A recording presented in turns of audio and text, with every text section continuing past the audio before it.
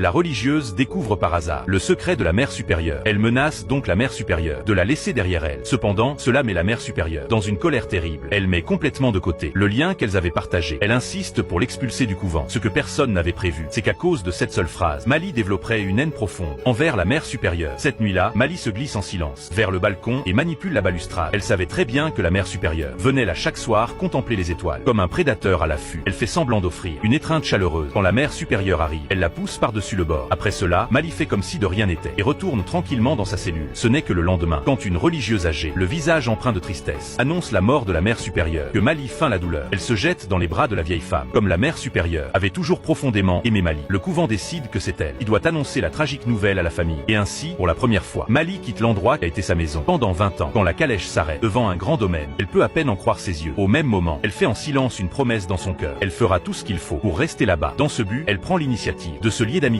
avec le jeune héritier du domaine. Elle devient rapidement sa compagne de jeu la plus proche. Sa grâce et son élégance gagnent également l'admiration de la maîtresse de maison. Mais tout cela ne suffit pas encore pour assurer sa place, jusqu'au jour où elle tombe sur un enfant difforme, enchaîné dans une chambre fermée. Quand elle apprend que cet enfant est en réalité le fils de la dame, Mali comprend que son opportunité est enfin arrivée.